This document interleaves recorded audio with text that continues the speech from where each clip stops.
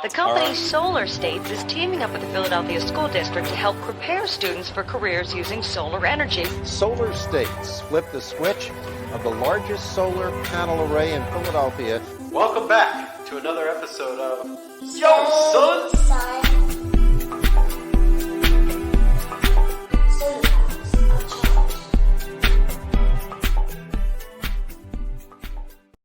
Welcome back to another episode of Yo, Son! I'm your host, Micah Goldmarkel, here with Jared Pashko. And today on the show, we got two gents from EnergySage, Spencer Fields and Erik Holvik. Welcome to the show, guys. Thanks for joining us. Thanks so much for having us. Excited to be here. Yeah, thanks for having us. Great intro, by the way. Thanks, guys. Thanks. And so EnergySage is an online platform. Well, rather than me try to set the stage, how about you guys set the stage for us? Yeah, sure thing. So EnergySage is the country's largest online marketplace for clean energy comparison shopping. So what that means is we provide educational resources and tools to people who are interested in learning about their clean energy options. And then when they're ready to move from researching to actively shopping for those products, we have an online platform that allows them to do just that. We got our start in residential solar, rooftop solar, really expanded into solar plus storage, non-residential solar plus storage. We have a community solar marketplace. And most recently, we launched a heat pump marketplace as well. People come to our site, request quotes, get custom quotes for their home from up to 7 contractors in their area. We provide decision-making support, again, those educational resources and tools, and really try to help people make informed energy decisions for their home. Cool. That's great. So how long has EnergySage been doing this for? And what do you see as some of the major hurdles that you've had to overcome over the years? Oh my. EnergySage was founded a little over a decade ago. The marketplace, so our founder, Vikram Agarwal, came up with the idea actually on a plane coming back from the conference formerly known as SPI back in 2009. It was one of those sort of cocktail napkin business plan type things, but it was an airplane napkin, which I always find pretty entertaining. So he had the idea in 2009, sort of percolated for a little while, and then got some funding, found a technical co-founder to start the company with. And the marketplace went live at the end of 2012, beginning of 2013, up here in Massachusetts, which is where EnergySage is based. We started with just a single marketplace, single state. We won't hold that against you. Yeah, exactly. Thank you. Because I'm not from here originally. All right. So the marketplace went live in 2012, 2013. We've expanded into 42, 43 states in the District of Columbia. Really all the major solar markets in the US outside of Hawaii and Puerto Rico. We're not there, despite our urging everybody to go there so that we can travel to Hawaii and Puerto Rico for business. We still haven't been able to make that pitch successfully. Yeah, next year's the year.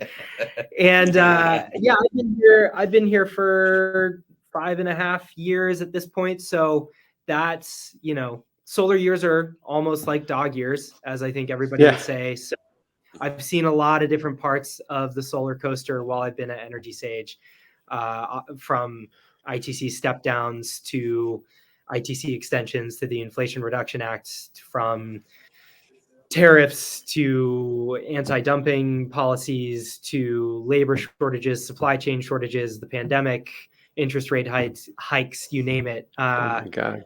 I don't know that there are in any other industries that have been as impacted by such a roller coaster of policy and sort of external macroeconomic factors over the last. I believe it's called the solar coaster. Yeah, exactly. You said it. Yeah. And the fact that we're still going strong, and last year was the best year ever for residential solar installs, is pretty remarkable. So it's we take our punches, we get back up again. It's a pretty resilient industry, and one that I'm glad to be a part of. That's great. Yeah.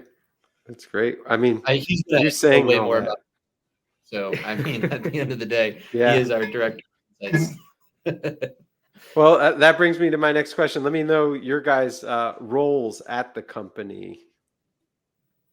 Yeah, sure thing. So, Spencer, Director of Insights, I have been here for 5.5 years, as I was just mentioning. I've worn a bunch of different hats in the organization as we've grown from a 30-person company to a 130-person company, and gone through an exit as well, which was really exciting to be a part of.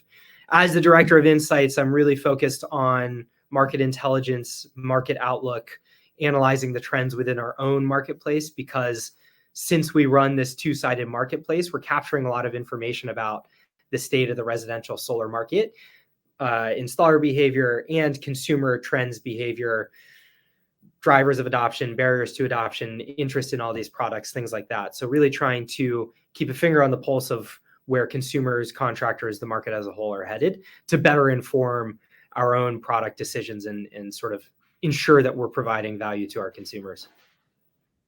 Yeah, I guess that means Erik. I am the Associate Director of Business Development. So I work with all of our contractors on the residential space across the country, for residential, commercial, industrial, heat pumps, working with manufacturers, distribution. Any new business is coming through myself and my team. That's great. That's great. So, you're running a comparison site, right? You're also running a lot of, and I got to say, I've used EnergySage through the years, and I've always found that your knowledge base and articles are well formed, and you have a lot of interesting content. That said, a lot of folks out there are going to say, oh, you're comparing quotes. Like, how do you balance being a knowledge base and trying to encourage people to go with high quality solar installers versus the comparison race to the bottom sort of downside of that, which is, oh, here's the lowest cost, I'm just going to go with that? Yeah, I would love to answer that, and then you can add to it as well. That's a question that every contractor that I have worked with in the last 2.5 years has pretty much asked me that question. And we have a pretty extensive network of partners, and I'm sure you all have asked Chris that question as well. But ultimately what it comes down to is the whole point of the way our homeowners find us is it's an organic traffic, but also through partnerships, that they are coming because they're genuinely interested in looking for the best choice for their home. Now, with that is, we've seen some installers come on to our platform, have the lowest price and not do well. And it really is based off of equipment, reviews, and price. Those are the three main driving factors that if you can tackle all three, great. But you have to be competitive on the pricing. You don't have to be the lowest.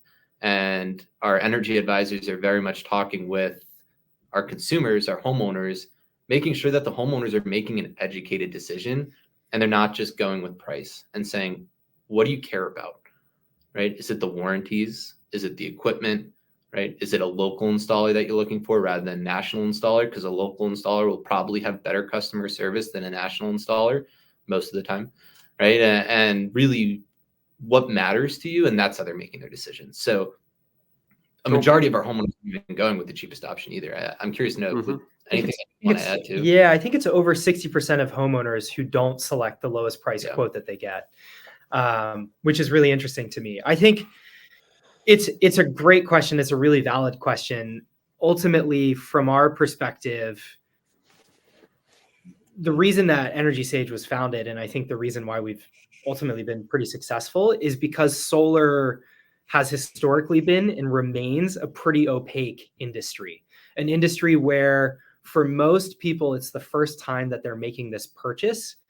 And the brand names, while some of them have risen to that level of sort of social mass market consciousness, most solar brand names are new to people.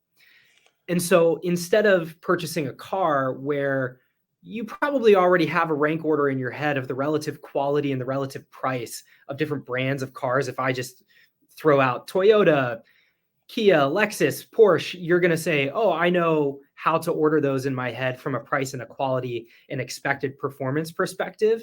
But if now I go to a homeowner and I say Q-Cells, REC, Trina, Ware, SunPower, they're going to have no clue what order to rank those panels products in terms of expected price, expected performance, expected quality, any of that. And that's true with all of the products included in a solar package. And so we really want to demystify it, number one, and help people understand what it is that they're purchasing. But then number two, we want to help create consumer confidence. We know that a lot of homeowners come to EnergySage, get quotes, and then ultimately go with the first quote that they got from somebody outside of the EnergySage platform. And they come to EnergySage for that confidence, either to gut check the pricing, to gut check the equipment, to get the decision-making support from our energy advisors. Certainly, we wish those deals happen through EnergySage, but at the end of the day, we're a mission-driven company, and what we're trying to do is get more solar panels on rooftops. Yeah. It's interesting because as you were talking about the equipment, it occurred to me that you're also layering on top of that the installers, right? It's not just the equipment, it's also 100%. the company that you're working with. And I'm curious what your experience has been like dealing with kind of vetting the contractors on the platform and holding them accountable. One of the things I find with our team, and we're talking with customers directly, is that so often the people that we're competing against kind of just can make really any claims that they want, and as long as they have some level of convincibility, the consumer, the potential buyer, is really holding that in a good place of trust. And some of those things are not able to be verified and fact checked. Like, somebody could just say, oh, we're going to offer a 30-year warranty and it covers bumper to bumper. And then, of course, well, when the time comes, they're out of business. And then all of a sudden, those customers are calling us and our service team is going out to fix them. So what's your experience been like in kind of supporting consumers not getting trapped into some of these kind of swindling, buckets? Yeah, that's very much a me question. So one of the ways that we go about it is the way in which we vet our installers, bringing them on. And there's a couple things that they need to check off of. Is first, they need to be in business for 2+ years at the minimum. Like that, they need to have the solar experience and they need to have the installs under their belt to show that they're a viable company. Secondly is, and this ties into the third point as well, is they have to oversee the contracts and warranties. So we're not working with sales and marketing companies. The name that is quoting on EnergySage for the consumer is also the one that is closing for the consumer. We'll fulfill the contracts, we'll fulfill the warranties, we'll do the operations and maintenance, and we'll do everything that's tied to that as well. So very much, we say no 60% of the time, in all honesty, to partners that want to come on. A lot of them are sales and marketing orgs that we're just like, sorry, let me know when things change. And we have no problem saying people, which as a business development person sucks. I mean, yeah, right. We'd love to bring in everyone and say, yeah, let's just increase our revenue by opening the floodgates to everyone. But we don't want to work with fly-by-night installers, because if you think about it, it's that partner comes on, quotes for 3 months, goes out of business. They quote 1,000 consumers. What do those consumers do on EnergySage, right? If they want to go solar with that person. So we very much, our core value is customer first, and our customer is the homeowner. It's not the installer. And right, we look at reviews, we look at Business Bureau. We also, our energy advisors know the bad players in the space as well, and they know how to talk about them. Yeah, are you able to, sorry to follow up, but are you able to physically go and meet the installers? Like, how often do you do that? Or are you not able to do that? We've done it in the past. We do it a lot at conferences. That's when we'll schedule a lot of our invites to do in-person meetings. But we don't really travel to places. We've done some road shows before with manufacturers, but overall, we're not going to their offices and seeing what they're doing. But we do try to have local companies in the greater New England area come into our office and talk about who they are, their experience in solar, things like that, to try to put a face to the name, and to right, just continue to reinforce reputability. Yeah. Jared, you raised a really interesting point around sort of warranties and being able to say you're offering a 30-year warranty, and how good is a warranty beyond just a piece of paper, right? When rubber meets the road, or rather hail meets your solar panel, what's actually going to happen, and how are you actually going to get compensated for that loss or have a new product installed? And certainly there is a question from a contractor side of things of, are those contractors going to be willing to make those truck rolls after the fact to do a service call? But then there's also the side of it, which is from the manufacturer piece. We've done a ton of research. We have a really great content team here at EnergySage who are energy and industry experts, and they've done a ton of research around what's actually included in the warranty documentation from the major manufacturers of solar panels, inverters, and batteries to really try to hone in on, okay, how likely is it that this warranty is enforceable almost, right? Like how is it actually going to do what it says it's going to do? And so again, to our point, you can't sort of, I put solar panels on my roof in 2019, and I chose LG solar panels because I thought LG is a massive global brand.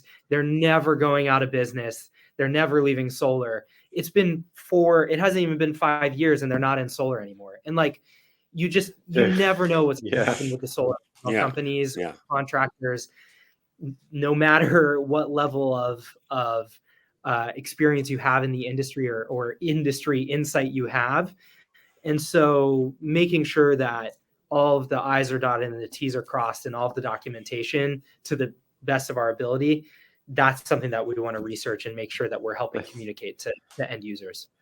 That was a great point. I can't tell you how many people I said go with LG, and like they're in so many different industries. They go blah blah blah, and then they leave the solar industry and make you look like a fool. 340-watt neon 2s on my roof. Yeah. But you probably would be one of the best people to ask about this. So like, let's use this as a great example for our listeners.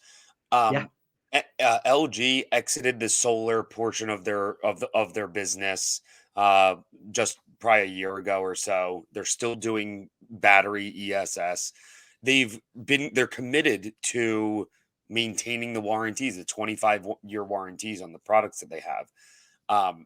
I mean, I know one of the big questions that was kind of circulating in the industry was, well, when people have manufacturer, warranty claims and they got to get solar panels replaced, like, where are they coming from if they're not manufacturing them anymore? And a lot of talk about them having like backstock. So what kind of insight do you have from do you have any insight from your content team on like how people can view that? Yeah, totally. When we look at warranties, just to give you sort of an overall sense of what it is that we look at in warranties, certainly we want to know the length of the warranty for the materials included.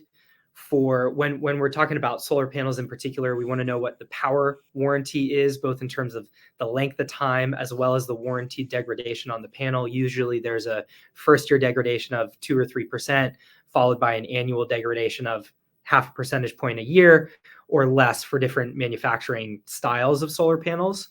Hey, from there, we want to know about... Let me interrupt for 1 second. I'm sorry to jump in, but I've always seen that myself. And I've wondered, have you ever talked with the manufacturer about why it degrades? It goes down in the first year, like essentially 4 times the amount. It goes down every other year. Yeah, I think it's just like the same way that anything out of the box like depreciates in value immediately. I think it's just a hardware thing. I think somebody might have once told me that it's the first time it actually gets hit by the sun, which I find kind of funny. But I don't know that for sure. Okay. Sorry to interrupt. I've always heard that. It's an interesting question. Yeah. I think it's just like that happens with hardware, Okay.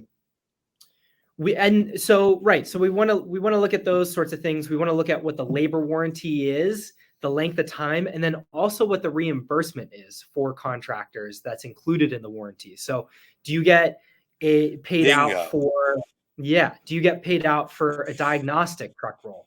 Do you get paid out for a second visit? Do you get paid out a set amount, or an amount per hour, an amount per first hour, for future hours, et cetera, et cetera, et cetera? How is there a cap to how much you can earn from that service call and that truck roll? And then we look at things like transferability, shipping, and then ultimately, and I think this is the sort of the answer to your question, Jared, is we look at, like, how is this warranty backed? So are there funds in escrow that are building over time that are designed to pay out the lost generation or the lost bill savings associated with a panel that, malfunctions for one reason or another 5 years into a 25-year expected life or 25-year warranty? Or does a manufacturer keep a warehouse of, like, pallets of previous models of their solar modules? So there are a couple of different ways that that we try to look at, how reliable is this sheet of paper? Right. Yeah. I imagine that's really helpful for customers. Speaking of which, I wanted to shift gears. You mentioned that you kind of are on the director of insights, and I believe a lot of our listeners are um, people that are looking to buy solar. And I always like to ask our guests if there are like one or two key takeaways that you think you'd want to give somebody when shopping for solar, and things that they should be, that you've seen, that you've experienced as somebody that's gone solar, as well as being in the industry. What would you share with them? Totally. As a solar owner, I'll start there first. As a solar owner, I flipped the switch on my solar panels in August of 2019, and I have not paid an electric bill since. That's it. That's what I tell people. Awesome. Yeah. Awesome. I think that is a great point. People, they forget about that very simple thing. They get caught up in the warranties and the brands. Like, Yeah. Oh, maybe I'll do it next year when the ITC is better. I'm like, well, you could spend $1,000 over the next year on electricity, or you could spend $0. Right. It's great. It's really, really nice. As putting my, like, industry hat on, I think the main thing that I would say to somebody who's researching for shopping for solar at the moment, or considering solar, is that for a very long time, solar pricing has been very opaque. And I think in a lot of regards, the cost of solar has been kind of whatever you could get away with, right? And that maybe is driven by really high financing fees, dealer fees, cost of money from some of the main solar financing companies in the space. Maybe it's driven by 1099 commission-driven door knockers who, eat what they kill effectively above a certain price per watt. And so I think my main, as somebody who sits at EnergySage and wears the, like, industry analysis hat, my main point is get multiple quotes, compare your options, make sure that you're getting a fair price for the right system for you. Cool. That's the main. That's great. Hence why I think. Yeah. So obviously the comparison shopping is part of what you do. You guys also wear the Tech Bro vests real good, and you have a lot of data, and you're gonna, you have access to all of this data about pricing and quotes and what people choose and industry trends. And if I recall, you sort of present, you do a survey a bit, I think, or you present the data at the end of the year. Can you talk a little bit about that? Yeah, sure thing. So we have, like you said, a lot of access to a lot of data. And one of our missions is to make solar more transparent. We believe that that's a piece of making solar more accessible and more affordable, is making it more transparent. And so for the last, I think since 2015, we've published biannual marketplace reports. We used to call them Intel reports. Now we call them marketplace reports that focus on trends in the EnergySage marketplace, specifically around solar and storage pricing, what equipment is being quoted, what financing terms and what are the characteristics of solar loans that are being offered through the EnergySage marketplace, and sort of gauging consumer interest in various solar adjacent products. So we publish those twice a year. The last one came out in September, right before RE+. The next one will come out early next year. And then we do also run an annual contractor survey. We actually just closed the one that we were running this year. We expanded it to be more than just solar, to be an electrification contractor survey. Or I think my favorite term for it that I've heard so far is an energy transition contractor. And so I kind of shot myself in the foot with that one, because there are questions for all of these different products and for all these different types of contractors. And so if you were a solar contractor, you only had to respond to this. And if you were an HVAC contractor, you only had to respond to these questions. But I have to analyze all of them. And so it's taken me a little longer than I would like to get through it. But hopefully we'll have something there at the beginning of the year as well.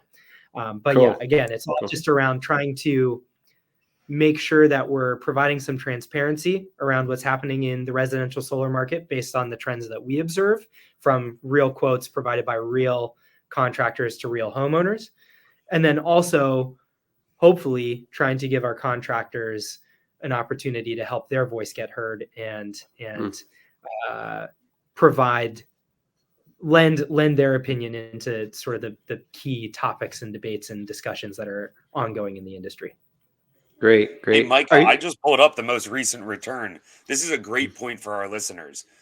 The first line on this summary: quoted solar prices are increasing, but at a slower rate. They're rising by just under 2%. Interesting. So, best time to go solar is right now. That's right. Correct. Lower than inflation. There you go. Yeah, that's a great little tidbit, Jared. Thanks. Are you guys familiar with B Corps and what the B Corp movement is all about? Is there a way of highlighting a company as a B Corp on EnergySage? Yeah, so a lot of that comes into it's a yes like and. You're like, oh. it's a yes and, because it's a good question, right? And one thing that we very much have tried to do this year is, for installers that are partnered with us, give them the space to show what their value prop is and why they're different. Where it's, what's the top 3 reasons why someone should work with you is on their installer profiles. So if they're also partnered with us, helping them with their messaging of, okay, this is what consumers are looking for, but also this is what differentiates you rather than any other contractor that we work with. So this is what you should be saying in this messaging. This is the framework you should be using, because it really comes down to what you're saying in your messaging after you submit a proposal to that homeowner on EnergySage, because you can just throw out 1,000 quotes and be the cheapest and never follow up, and you won't do well, right? It's how can you show that in your messaging, but also show that on your profile. And one thing that we are trying to do more and more of is highlight installers that are doing things like that, a B Corp, right? NABCEP certified, any other certifications that people are going through, Pearl certified, whatever that goes, however that goes, giving installers the platform to say, this is why we're different, because that matters to consumers.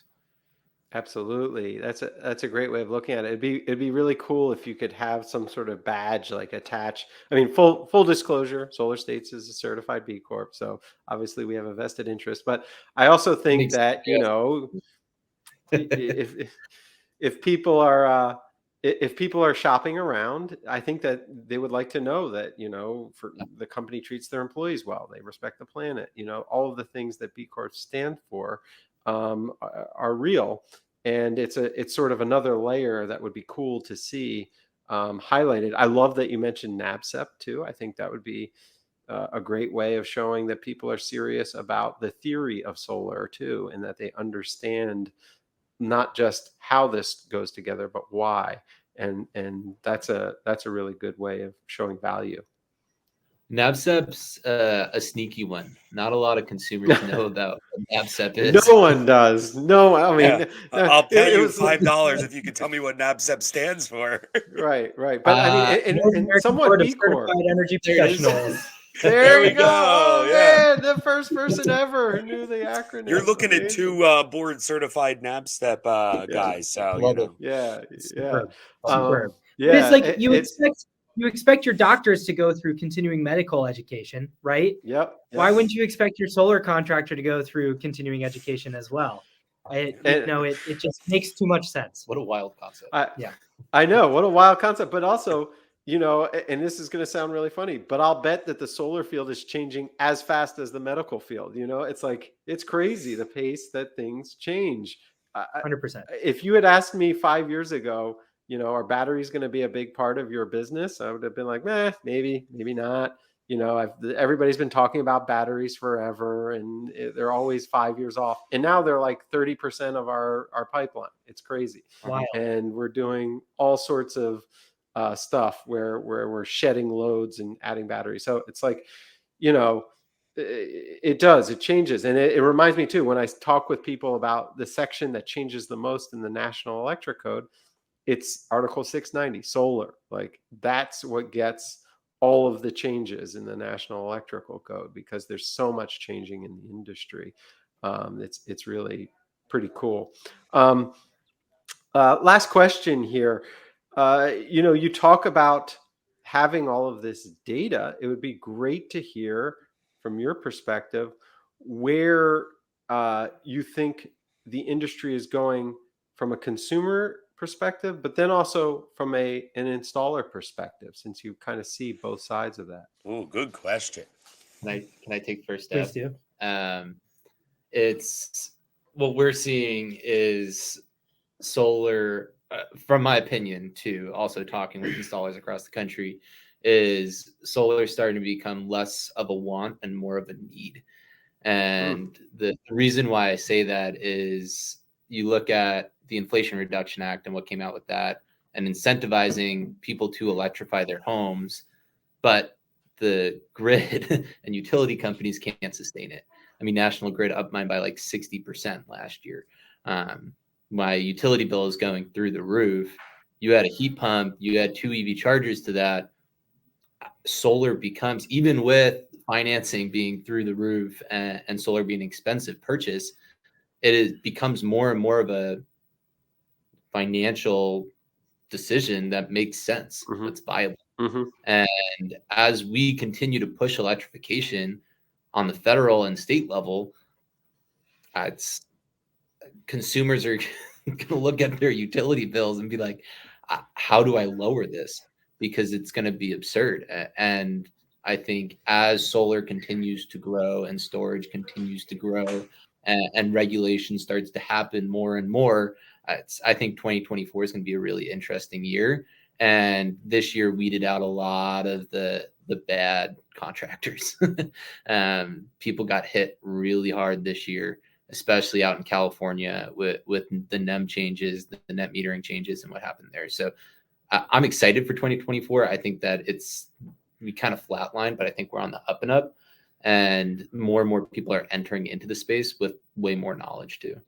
I'm curious to hear your thoughts though. Yeah, I think echoing a lot of what you say, the framing around solar being a necessity instead of a want is really interesting and resonates a lot. It's funny, in this contractor survey that we just closed, we asked, number one, how have high interest rates impacted your business? Number two, how have high interest rates impacted consumer demand for solar? And 4 out of 5 contractors say high interest rates hurt consumer demand for solar, which makes sense. And 3 out of 4 said high interest rates have adversely impacted their business. But then at the same time, we ask, how do you think your annual installations will change over the next 3 years compared to today? And in solar, the average was that from these contractor responses to our survey was that their business would grow, their annual installations would grow by 40% over the next 3 years. So people are looking at this space and saying exactly what Erik just did. There's got to be something here. There's a there. There's a market. There are funds available. There are incentives available. And like Erik also said, nothing's changing with utilities anytime soon. Electricity rates are just going to keep getting higher and higher and higher. And solar continues to be a no-brainer. It doesn't become one. It continues to function as one. I think right now is a very interesting, I don't know if delicate's the right word for it, time in the solar space, but it's almost imperative on us as an industry to take a step back and say, hey, we're on the solar coaster. We've been punched in the mouth again with, another year that was upside down and where we faced all of these different, policy changes, solar export tariff changes in the largest solar market in the country, where we faced ongoing concerns around supply, labor, tariffs, so on and so forth. Consumer demand for all discretionary purchases, especially big ticket item home improvement purchases, is down. Listen to Home Depot's investor relations call. They're saying the same thing that all the solar companies are saying on their investor relations calls. So it's kind of a reckoning for the solar industry in a way that we've experienced cyclically over the last decade. I think now is a really good time for us as an industry to sharpen our pencils, sit down and say, hey, let's do a better job than we have. Because I can look to Europe and I can see a place where electricity rates skyrocketed last year.